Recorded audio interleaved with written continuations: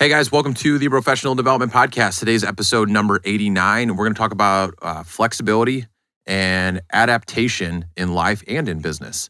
So I guess, let's go ahead and get it kicked off. Sal, what's your quote? So, Sal's actually Speak got a up. quote. there was one. Why are you Into the why are you microphone. speaking into the metal part? I don't know, but With me. It's just to fuck with me. Just to fucking make Make Rich's job Rich's harder. job there was a funny easier. one that I saw online. It was like, when something goes wrong in your life, just yell plot twist and move on. That's I like that one. Someone that was an anonymous. interesting one. Who was it by? Someone anonymous didn't want Anonymous. Is that a So Parks, tell us. So is that a Sal, Parks and tell Rec us, thing? tell us why you like it. Tell us I why you just like thought that it was quote. funny because it's just like when shit happens, it's like, okay, move on. Nice. But you Nice. like said it out loud instead of thinking to yourself. Okay. All right. Brad, what do you got, dude? The one I got is by Jeff Bezos. It says, "We are stubborn on vision. We are flexible on details." The reason I like that is because you still have to stay rigid in what you want to accomplish at the end of the day, whether that's a goal or a timeline or whatever it may be. But you need to be flexible in the way that you get to that position. Damn, I like that. Yep. Love it. Bobby? I got one by Stephen Pressfield. He's an author, written a couple books. His quote is, "Do one thing at a time. When you're acting, focus fully on what you're doing. Then set a different time on your schedule for assessing the quality of your work. Trying to do both at the same time is counterproductive." And especially with making some changes and, being flexible with whatever changes are thrown your way.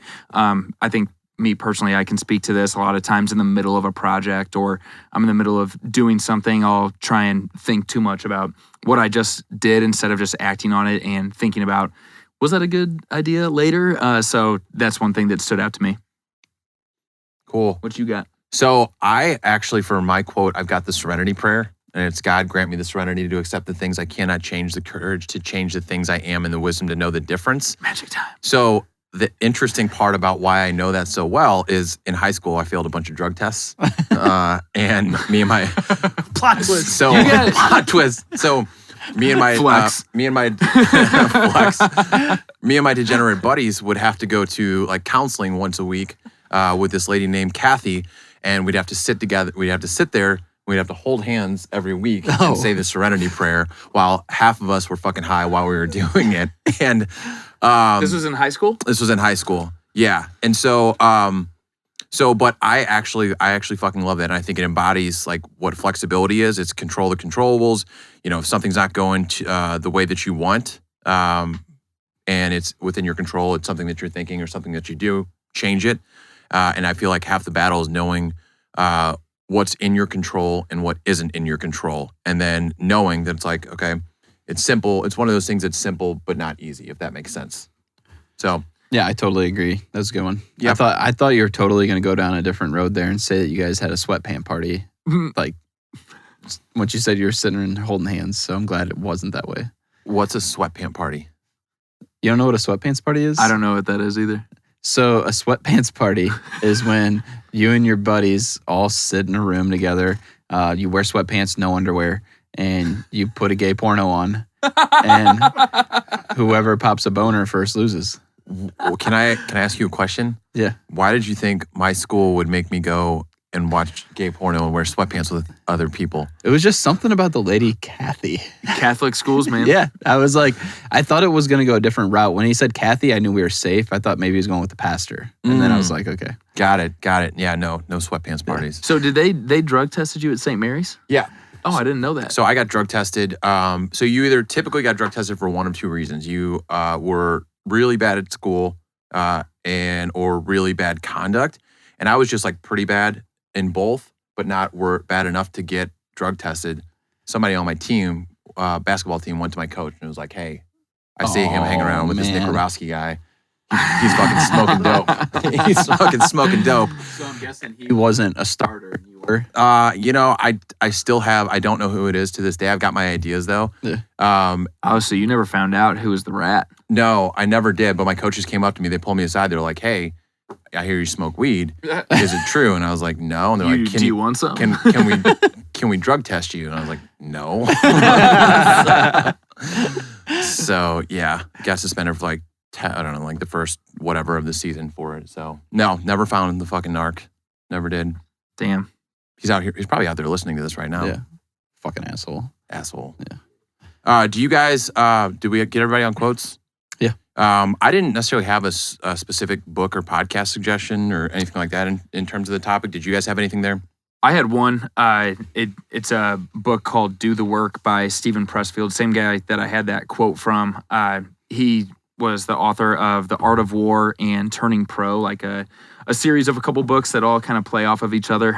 So that'd be one that I recommend. It just talks a lot about like the resistance, whether it's you personally or if it's like your environment around you and how to overcome those different things. So I thought that was a good book, and it's a short read. It's like 120 pages, something like that. Nice. Very cool. Yeah. So we'll just hop into kind of our own definitions of what we pulled off the internet or our own interpretations of flexibility and adaptation. So for me, being flexible is not getting emotionally attached to specific outcomes. It's the ability to adjust when things don't go according to plan. Simple and easy. That was actually a really good one. I like that. Yeah. Did, you know what? For that one, I actually didn't use Google. I came up with it on my own. That's impressive. I used Google. Yeah. So mine was being able to quickly adapt to a new circumstance. So I thought yours was Frenched up a lot more. That was a lot better. There we go. So I did not use the internet on this, and I was just like, shoot, what does this mean to me? I just wrote, being able to change to the circumstances to make shit happen or the world's going to pass you by. Good.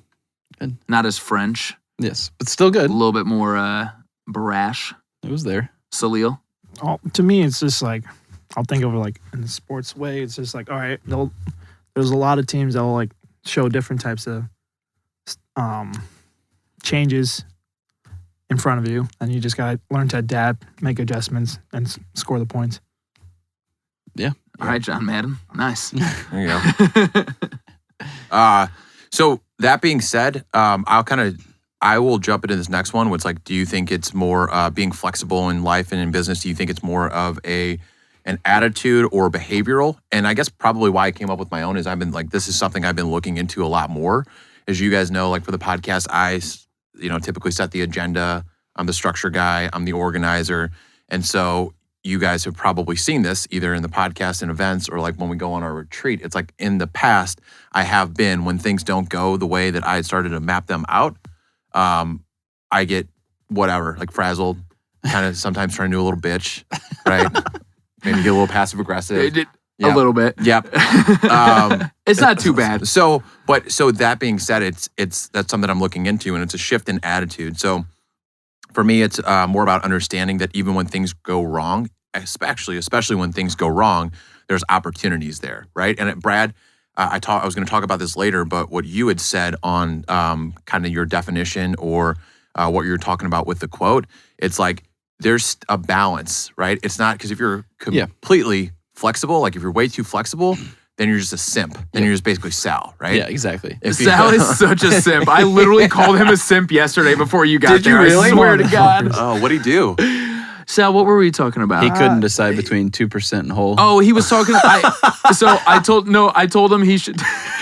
Nice. I told him he should do 75 hard with me here in a couple weeks. And he said, no, man, I don't know if I could do the reading stuff. And I was like, what, you haven't read? And he's like, the last time that I did, I was reading for a girl to try to impress her. And I go, you fucking simp. Well, that's it. You damn Total Sal. simp move. Damn. Big simping. Yeah. But So go ahead. Okay, so to get back to the topic, 2% or whole. I actually said the opposite of you, Matt. I actually said that the attitude should stay the same and your behavior should shift. And the reason I thought that is because kind of your attitude should be, whatever your attitude is, trying to achieve a goal is probably meant to be correct. But what happens is something interrupts your behavior of trying to accomplish that. So that's where you have to be flexible and be like, oh, well, I can't necessarily accomplish it if I do it this way. So maybe I should change my behavior instead of my attitude. Yeah, it's got to be it's a combination of both. Probably one of those where it's not one without the other. So yeah. So I'll meet you guys in the middle on that because Okay. I put both. Simp. I did total simp, not a flex. So I did put both on there, but I do believe that I do side a little bit more with Brad on the behavior side of things. One of my favorite quotes is that action creates motivation. In my opinion, motivation is bullshit. No one wakes up ready to go work out every single day or make the sales calls that they need to make or whatever it is that they want to do to try and grow. So if they're taking action, then that'll create that motivation. So obviously if you have a shit attitude, that's a big part of the problem. But ultimately, if you're not doing the action to get where you want to go or make the changes that you need to make, you're not going to get there. Yeah. And just to kind of circle back, like in a holistic frame, like I see like the action, like you said, be rigid in like what it is that the goal is. But obviously you can change up what it is that you're doing in between there. So that's the behavior. But in just terms of like overall perspective in general, it's just continuing the idea that every time something doesn't go your way, yes, it's a problem, but how do I turn that problem into an opportunity? Because every time there's a problem, whether it's in business and life and whatever, there is an opportunity. So what are the benefits of being flexible in business as opposed to rigid? Or we can talk business or we can talk life. So I wrote something on here. I think being fluid is super important as far as being able to say, okay, I'm gonna stick to my guns, or say, all right, I'm okay with changing a couple things. But I feel like if you go back and forth too much on some things, it can cause you to look a little bit, I don't know if weak is the right word that I'm looking for, but I feel like it can set you up for an easy way for people to kind of manipulate you and say and do certain things to cause you to react a certain way. So I think being rigid, especially in work, is really good. With life in general, I think it's good to kind of be able to go with the flow. But I also wrote down too, and I even talked with it about this to my mentor today, is my entire month of April was just go, go, go. Starting mid-April, it was Colorado, followed up by a golf trip to Arkansas, followed up by Florida and playing volleyball. And I got so far out of my routine on everything that I was usually doing that it was fun to be fluid and to be able to do all these different things and live life. But I also feel like it set me back quite a bit, and I've been trying to get back into a good routine. So I think it's important to be flexible in certain situations, but ultimately I think you got to stick to your guns and create routines that are going to, and good habits that are going to help you get where you need to go. I think you have, if you own a business, you have to be rigid on a lot of things. And you don't want somebody coming in and being like, oh, well, can you do a little bit better on this price? Because then that's going to be expected the next time. And then you're going to start to slack off with your pricing for another customer. The same thing with like your employees. You need to set a standard for them that they need to keep. And if they don't keep that, you need to have a conversation with them. You can't be flexible unless it's something that I wrote down here is you need to be flexible in business when it's something that's out of your control. If there's a family emergency, you should be flexible with somebody. If something happens, supply chain issue that you literally cannot control it, you just need to go back and worry about the things you can control and try and come up with an action plan to get a solution. So I do think that you need to be rigid. You can't waver from the internal vision that you have for yourself or your company. And I think that that's the most important thing you could do is also be transparent with your customer and yourself of why you were flexible, and then come back and adjust for that. Yeah. Love it. The first thing I wrote was you have to be flexible to be a business owner, or you won't be a business owner for very long. Yeah. Like it's like I remember starting out when I like first whatever, and it was just like, and it still goes on to this day, just on different levels. Every time you feel like you have something completely understood about your business, you get slapped in the face and realize that you don't know shit about your business. And I feel like it's a good thing because every time you solve a problem in your business, more responsibility pops up for you and bigger problems. So it's like, and that's why we talked about owning a business is like the ultimate self-development program, the biggest self-development program you could ever do, because it's constantly learning, it's constantly shifting, it's constantly changing, whether it's your people, your processes, your office, whatever. So I'm going to push back on you a little bit there, Matt. And I think what you're talking about is more about adaptation in your business than flexibility. Because if you're not learning from something and adapting to move forward, which the definition of adaptation is the process of changing an existing product or service so it's suitable for different customers or scenarios. So I think when you talked about that a little bit earlier, like what's the difference between flexibility and adaptation, I think that might be a little bit more where it is. Where I just, maybe for me, when I think about flexibility, I think about being more of like lenient on something versus learning from it and being better at it. Got it. Probably, I think we're just saying looking at one word. Tomato. Tomato. Yeah, that's why I had the title of Flexibility and Adaptation. I feel like they go hand in hand, and I feel like just flexibility is in the simplest form. It's like I just look at it as when shit doesn't go your way. Yeah. You move a little bit.